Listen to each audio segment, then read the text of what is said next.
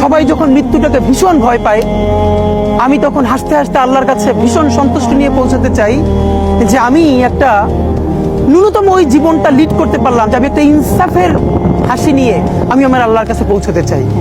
সুতরাং আগামী 50 বছর বাঁচলাম, কোনো ইম্প্যাক্ট তৈরি হলো না আমারে দিয়ে, দেশের জন্য, রাষ্ট্রের জন্য, উম্মার জন্য, জাতির জন্য। কিন্তু আমি ধরেন 5 বছর বাঁচলাম, সেটার মধ্য দিয়ে যদি আগামী 50 বছরের ইম্প্যাক্ট তৈরি হয়, তাহলে অনেকদিন বেঁচে থাকায় কি সাফল্যের বলেন? শহীদ প্রেসিডেন্ট জিয়াউর রহমান কয়টা দিন বেঁচেছেন, কিন্তু ভাবেন আজকে পর্যন্ত উনি আমার অনুপ্রেরণা।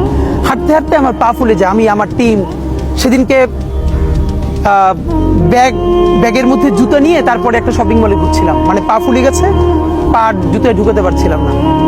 তো জিয়াউর রহমানের একটা ওনার গল্প মনে পড়ছিল, যিনি মাইলকে মাইল যখন হাঁটতেন ওনার সাথে স্টাফদের পা ফুলে যেত, কিন্তু ওনার তো আর্মি ট্রেনিং আছে। তখন তাকে বলতো, স্যার আপনার তো আর্মি ট্রেনিং, আমরা তো আর পারি না। এই জন্য ওনাকে মানুষ রাখাল রাজা বলতো।